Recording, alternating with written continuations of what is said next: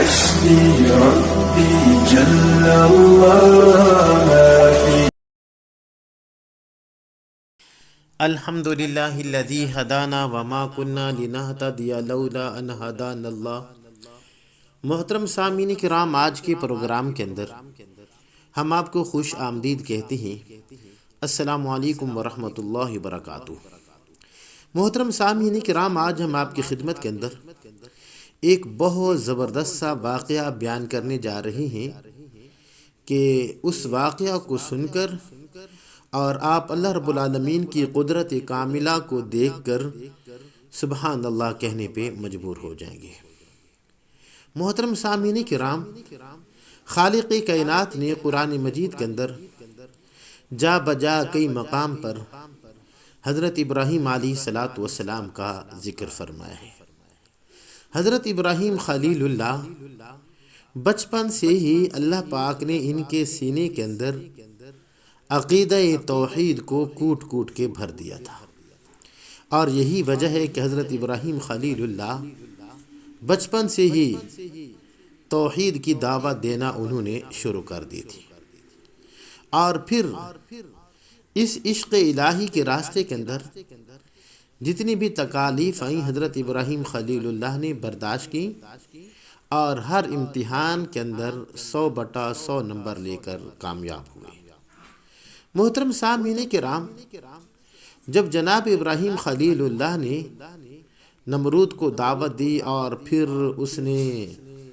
حضرت ابراہیم خلیل اللہ کے اوپر جو ظلم و ستم ڈھائے، تو اللہ کی کتاب قرآن مجید کے اندر وہ واقعات روز روشن کی طرح واضح ہیں۔ محترم سامعین کرام، جب حضرت ابراہیم خلیل اللہ کو عقیدہ توحید کی پاداش کے اندر آگ میں ڈالا گیا تو حضرت ابراہیم خلیل اللہ 40 دن تک آگ میں رہے، اور جس وقت آگ بھڑک رہی تھی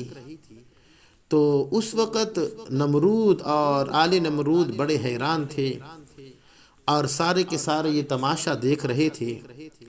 کہ آج ابراہیم خلیل اللہ کا جو وجود ہے وہ دنیا سے ختم ہو جائے گا۔ لیکن نمرود اور آل نمرود کو اللہ سبحانہ و تعالیٰ کی قدرت کا پتہ نہیں تھا۔ چنانچہ جب حضرت ابراہیم خلیل اللہ کو آگ میں ڈالا گیا تو اللہ رب العالمین نے آگ کو حکم دیا، قلنا یا نار کونی بردا وسلاما علی ابراہیم۔ محترم سامعین کرام، جب حضرت ابراہیم علیہ الصلاۃ والسلام آگ کے اندر بیٹھے ہوئے تھے تو چونکہ خالق کائنات نے آگ کو حضرت ابراہیم علیہ الصلاۃ والسلام کے لیے ٹھنڈا فرما دیا تھا، تو اس وقت نمرود کی ایک بیٹی تھی، اس نے اپنے باپ نمرود کو کہا کہ میں ابراہیم کو دیکھنا چاہتی ہوں۔ چنانچہ نمرود نے اجازت دے دی، تو جب اس لڑکی نے اپنے گھر کی چھت کے اوپر کھڑی ہو کر دیکھا کہ جناب ابراہیم خلیل اللہ تو بالکل ٹھیک ٹھاک بیٹھے ہوئے ہیں اور ان کے اوپر آگ نے بالکل تھوڑا سا بھی اثر نہیں کیا، تو وہ کہنے لگی، کیا ابراہیم آخر آپ کو کس چیز نے آگ سے بچا کے رکھا ہے؟ تو اس وقت حضرت ابراہیم خلیل اللہ نے فرمایا کہ بسم اللہ الرحمن الرحیم، اور اسی طرح میرے دل کے اندر جو اللہ رب العالمین کی معرفت ہے اس کی وجہ سے آگ میرے اوپر اثر نہیں کر رہی۔ محترم سامعین کرام، اس پر وہ لڑکی کہنے لگی، کیا ابراہیم میں تیرے پاس آنا چاہتی ہوں، تو میں کس طریقے سے آؤں؟ تو حضرت ابراہیم خلیل اللہ نے فرمایا کہ اگر تو میرے پاس آنا چاہتی ہے تو پھر لا الہ الا اللہ ابراہیم خلیل اللہ پڑھ کر تم میرے پاس آ جاؤ۔ چنانچہ اس لڑکی نے لا الہ الا اللہ ابراہیم خلیل اللہ پڑھا، اور حضرت ابراہیم علیہ الصلاۃ والسلام کے پاس وہ چلی گئی، اور آگ نے اس کے اوپر تھوڑا سا بھی اثر نہیں کیا۔ محترم سامعین کرام، جب وہ بچی باہر آئی اور اپنے گھر گئی، اور اس نے اپنے باپ نمرود کو جب یہ ساری داستان سنائی تو اس پر نمرود کو بڑا غصہ آیا، اور اس نے کہا کہ تو ابراہیم کے خدا کو چھوڑ دے، اگر تو نے نہ چھوڑا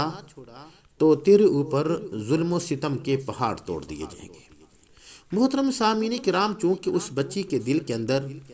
عقیدہ توحید روشن ہو چکا تھا، چنانچہ اس نے انکار کر دیا، اور اس کے بدلے کے اندر جو نمرود تھا اس نے اس معصوم بچی کے اوپر ظلم و ستم کے پہاڑ توڑ دیے۔ اور جو بچی ہے وہ نمرود کو خدا ماننے کے لیے بالکل تیار نہیں تھی، بلکہ وہ یہی کہہ رہی تھی کہ لا الہ الا اللہ ابراہیم خلیل اللہ۔ تو محترم سامعین کرام، جب اس کے اوپر ظلم و ستم ڈھائے جا رہے تھے تو خالق کائنات نے جناب جبرائیل علیہ السلام کو بھیجا، اور جناب جبرائیل علیہ السلام آئے اور اس بچی کو نمرود کی قید سے آزاد کروا کے جناب ابراہیم خلیل اللہ تک پہنچا دیا۔ اور پھر کتابوں کے اندر لکھا ہے کہ خالق کائنات نے حکم دیا کہ اے ابراہیم، اس بچی کا جو نکاح ہے وہ آپ اپنے بیٹے سے کر دیں۔ چنانچہ ابراہیم خلیل اللہ نے ایسے ہی کیا، اور کتابوں میں لکھا ہے کہ خالق کائنات نے اس لڑکی سے کئی اولو العزم جو پیغمبر ہیں وہ پیدا فرمائے ہیں۔ سبحان اللہ۔ محترم سامعین کرام، دیکھیے کہ اس بچی نے اللہ کی رضا کے لیے تکالیف برداشت کی اور مصائب کو برداشت کیا، اور پھر خالق کائنات نے اس کو کتنا عظیم رتبہ عطا فرمایا کہ ایک تو وہ پیغمبر کی باہو بنی، پیغمبر کے گھر چلی گئیں، اور پھر خالق کائنات نے دوسرا کیا انعام فرمایا کہ اللہ سبحانہ و تعالی نے اس سے کئی اولو العزم جو پیغمبر ہیں وہ پیدا فرمائے ہیں۔ سچی بات یہی ہے کہ دنیا کے اندر جو تکلیف آتی ہے وہ تو مختصر سے وقت کے لیے ہوتی ہے، جو پریشانی آتی ہے وہ تو مختصر سے وقت کے لیے آتی ہے، لیکن اس پریشانی اور اس مصیبت کے بعد جو اللہ رب العالمین کی طرف سے انسان کو آرام پہنچتا ہے، یا انسان کو خوشی محسوس ہوتی ہے، یا انسان کو جو مقام اور مرتبہ حاصل ہوتا ہے، وہ چھوٹا یا مختصر وقت کے لیے نہیں ہوتا، بلکہ ایک تو وہ بڑے لمبے عرصے کے لیے ہوتا ہے، اور پھر وہ ایسا انعام ہوتا ہے اور ایسی خوشی ہوتی ہے کہ جو لوگ ہیں وہ واہ واہ کرنے پہ مجبور ہو جاتے ہیں۔ تو محترم سامعین کرام، امید ہے کہ آج کا ہمارا یہ واقعہ آپ کو بہت زیادہ پسند ہوگا۔ اسی کے ساتھ اجازت دیجیے اپنے بھائی محمد زبیر حسن کو، انشاءاللہ اگلے درس کے اندر آپ سے ملاقات کرتے ہیں۔ السلام علیکم ورحمۃ اللہ وبرکاتہ۔